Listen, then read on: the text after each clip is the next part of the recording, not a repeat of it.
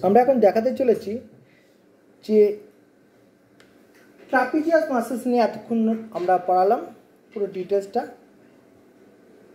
ক্লাসের মধ্যে আমরা এবার লাইভ প্র্যাকটিস করে দেখাবো কিভাবে শিপগুলোকে এক এক করে করা হয়।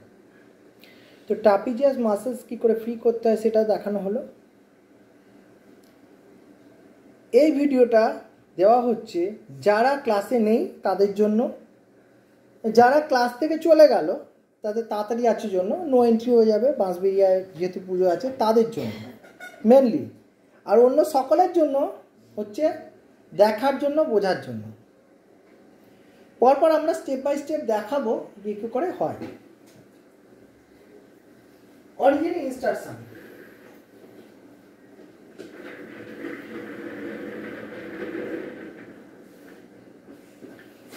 আমরা শুয়েও করতে পারি, বসেও করতে পারি।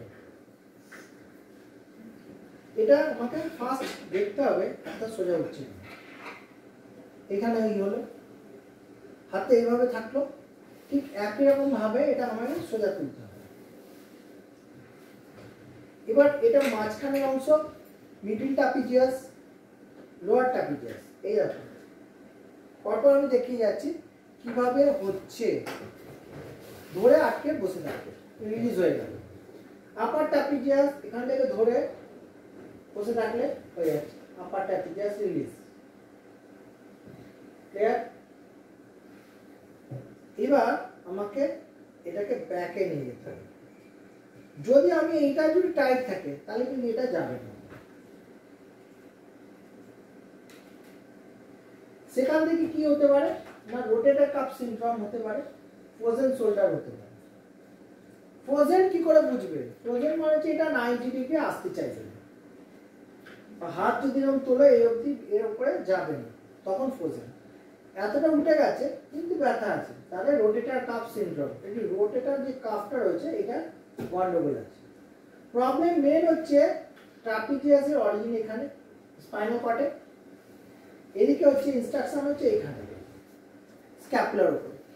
এখানে ইনস্ট্রাকশনে প্রবলেম রয়েছে। ডেল্টাটাও থাকতে পারে সামান্য কিছু, তো ডেল্টাটা শুধু তুলতে সাহায্য করে, ওকে যদি না দেয়, অ্যালাউ না করে, তখন হবে না। তাহলে আমাকে কি করতে হবে না, এখানে নর্মালি আল্ট্রাসাউন্ড বা অন্য কোনো মেথড, ইলেকট্রোথেরাপি যেটা দেবার সেটা আমি দেবই, প্লাস আমাকে ম্যানুয়াল এক্সারসাইজ করাতে হবে। এই জায়গাগুলো আমাকে বারবার করে নিয়ে আসতে হবে। আমি এটা নিয়ে আসলাম, এইটা সোজা করলাম, এই এবার ওখানে নিয়ে যাচ্ছি, এই বুঝতে পারলাম। শুয়ে করিয়ে কি লাভ আছে, বসিয়ে করিয়ে কি লাভ আছে? বসিয়ে করলে মাসেলসটা অনেক তাড়াতাড়ি ক্র্যাম্প হয়ে যাচ্ছে, আর যেই আমি শুয়ে দিচ্ছি নিউট্রাল হয়ে যাচ্ছে এটা। সেই কারণে কাজ যদি তাড়াতাড়ি করতে হয়, যদি ভালো করতে হয়, তাহলে শুয়ে করো। সে আমাকে কাজই করতে দিচ্ছে না, তখন শুয়ে করো, হয়ে যাবে। আগে কি হচ্ছে, বেড থেকে আমাকে 4 আঙুল আমি এগিয়ে গেছি, যেই আমার হয়ে যাবে তখন আমি এটাকে কাছে টেনে নিয়ে আসবো, এই তাহলে শোল্ডারটা এই জায়গায় রাখবো। তারপরে যখন করব তখন যেন অনেক ইজি হচ্ছে, কিন্তু অবশ্যই এটা ঠিক রাখতে হবে। হ্যাঁ, আমি 90 ডিগ্রি রেখে করতে চাইছি, এবার যদি আমি এখানে করছি তাহলে অত ভালো হবে না। আমাকে যদি এক্সাক্ট নাম্বারে নামাতে এখানে 90 ডিগ্রিতে করে তুলতে, তবে আমার এইটা পুরোটা উঠছে। আমি এটা নিয়ে যাব, তার মানে এটাকে স্ট্রেচিং করাচ্ছি। এইটা এই অবধি নিয়ে গেল, স্ক্যাপুলা ধরে একটু করে প্রেস করলাম, ছেড়ে গেল, যাচ্ছে না, এই অবধি গিয়ে যাচ্ছে না, তাহলে বুঝতে হবে আমাকে এখানটা ফ্রি করতে হবে। মিডল ট্রাপিজিয়াস টাইট আছে, তখন কি করতে হবে, মিডল ট্রাপিজিয়াস এইটা এখানটা আমাকে ফ্রি করতে হবে। আল্ট্রাসাউন্ড দিতে হবে, এখানে রে দিতে হবে, আমাকে এসডব্লিউ দিতে হতে পারে, ডিফিট দিতে হতে পারে। এবার আমরা মাসেলসটা যেই একটু ফ্রি করে নিলাম, তারপরে আমি রিপেয়ারিং এর জন্য আইপি দিতে হবে, টেন্সও চলতে হবে। এবার আমার এটা শোল্ডারটা ঘুরছে না, তাহলে এখানে লক হয়ে গেলে হবে না, তখন হয় কি করতে হবে, এই ধরলাম হাতটা এই পেছনে নিয়ে গেলাম, ঠিক এটা এখানে নিয়ে আসলাম। শুধু এইটুকুনি এক্সারসাইজ করলে এটা বেরিয়ে যাবে। আমার 10খানা এক্সারসাইজ করানোর কোনো দরকার নেই, অত পরিশ্রমী করার দরকার নেই। জলের বোতলটা নিয়ে এসো। বড়টা? হ্যাঁ নিয়ে এসো। আমার সে ক্যামেরাটা গাঢ় হয়ে যাচ্ছে। না গাঢ় হয়ে যাচ্ছে। এই ক্যামেরাটা দেখো তো। গাঢ় হয়ে যাচ্ছে, একটু কেউ ধরে এখানটা এসে দাও। না ঠিকই আছে। এই হচ্ছে, নিয়ে যাও এখানে, ওটা ওদিকে দেখো, নিয়ে যাও পেছনে নিয়ে যাও, নিয়ে যাও।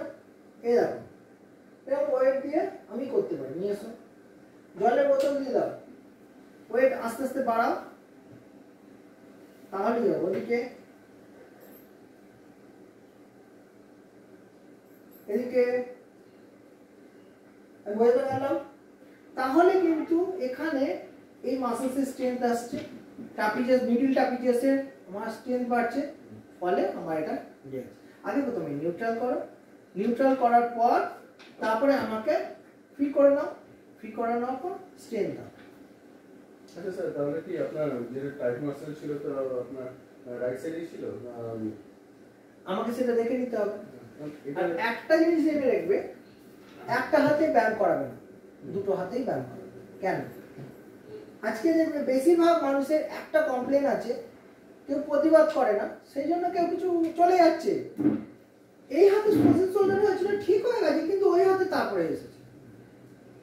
তার প্রধান কারণ হচ্ছে আমি যখনই এটা নিউট্রাল করে ফ্রি করে ঠিক করে দিলাম, সঙ্গে সঙ্গে ওটা তো অ্যাডজাস্ট হয়ে গেল।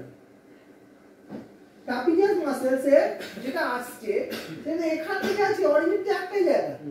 আমি যখন এটা ঠিক করে করছি তাহলে ওই দিকেও তো হবে, ওইটা এদিকে শিফট হয়ে যাবে তো, এখান থেকে ছেড়ে দিলে ও টেনে নিচ্ছে তো, তখন আমার এটাই একই তো সমস্যা হবে। তাই জন্য অবশ্যই দু হাতেই ব্যায়াম করতে হবে, এক হাতে করলে হবে না।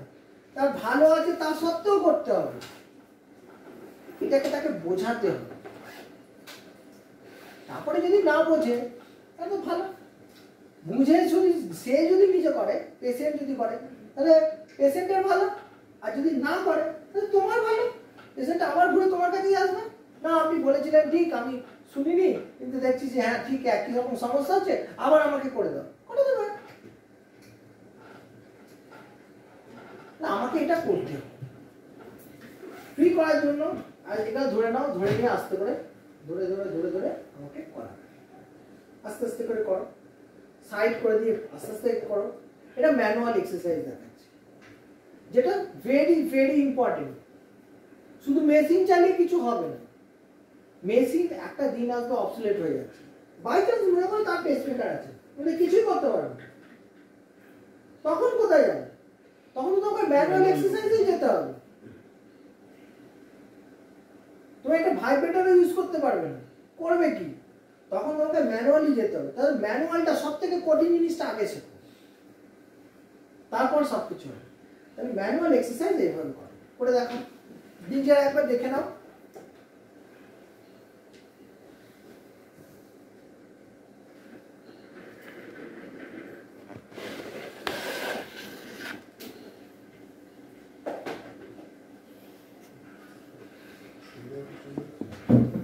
ঠিক আছে।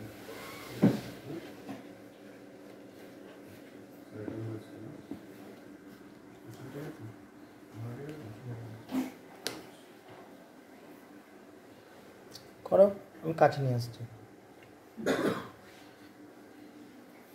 প্রত্যেকে ম্যানুয়ালি যে হাতে ধরে না শিখলে হবে না।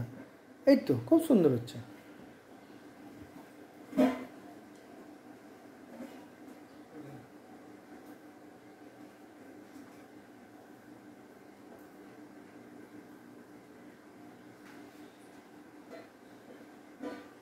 গুড।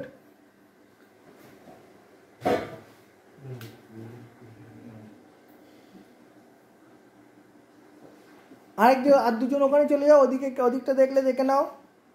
বসে বসে একজন দেখে নাও, বসে বসে একজন বসেও, একজন বসে আরেকজনকে করে দেখে নাও। একজন করো, প্র্যাকটিস করো। শুয়ে শুয়ে দেখালাম, বসে বসে হবে, বসে বসে হবে, করো, বসে বসে করো।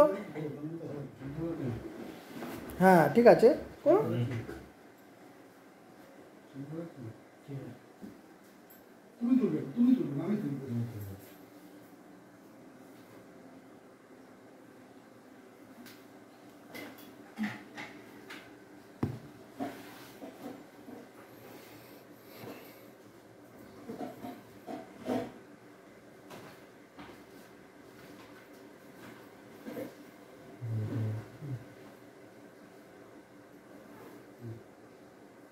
তুমি স্কিপ করে দিচ্ছ, তুমি ঠিক আছে, তুমি ছেড়ে দাও, তুমি একদম স্কিপ করে দিও।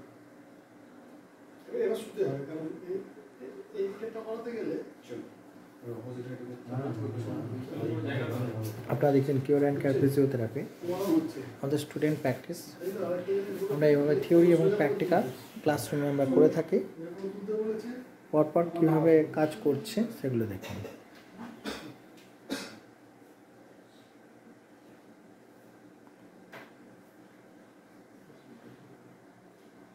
স্টুডেন্টরা প্র্যাকটিস করছে, কিছু ভুল ত্রুটি হলে মার্জনা করবেন। অবশ্যই এরা প্র্যাকটিস করতে করতেই ঠিক হবে। আস্তে আস্তে সবাই একদিন সব ঠিক হয়ে যাবে, কিন্তু প্রথমে সবাইকে সুযোগ দিতে হবে। আমরা অনেকের রিকোয়েস্টে ক্লাসরুম দেখানোর চেষ্টা করছিলাম। আজকে আমরা ছোট্ট একটা ভিডিও করে ক্লাসরুম দেখানো হচ্ছে। আজকে পড়ানো হচ্ছিল ট্রাপিজিয়াস মাসেলস এবং তার পুরো ম্যানেজমেন্ট। আমাদের ক্লাস শুরু হয়েছে সকাল 11টা থেকে, বিকেল 5টা অবধি চলবে। প্রতিটা ক্লাস বর্তমানে টাইম বাড়িয়ে দেওয়া হয়েছে, পুরো হোল ডে ক্লাস থাকবে, সকাল 7টা থেকে সন্ধ্যে 7টা অবধি, প্রত্যেকের লাইভ প্র্যাকটিস সমেত। প্রতিটা ক্লাস প্রত্যেকের জন্য একদিন নিক, দুদিন নিক, পুরো হোল ডে ক্লাস থাকবে, থিওরি প্র্যাকটিক্যাল হাতে কলমে তাদের করতে হবে। এটা তাদের 6 মাসের জন্য থাকবে। 6 মাস পর কিন্তু পেশেন্ট দিয়ে প্র্যাকটিস করানো হবে। ম্যাক্সিমাম টাইম 6 মান্থ স্কিল ইন্ডিয়ার আন্ডারে হচ্ছে। প্রত্যেককে পেশেন্ট দিয়ে সুন্দরভাবে কাজ শেখানো হচ্ছে, করানো হচ্ছে।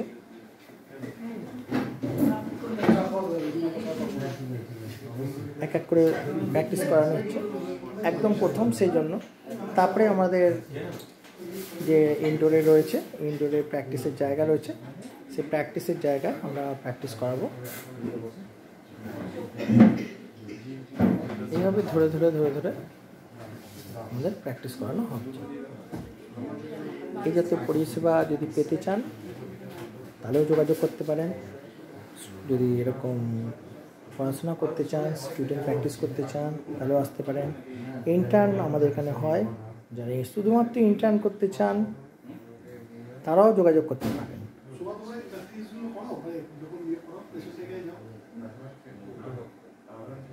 প্লাস আল্ট্রাসাউন্ড দাও, তাই তো?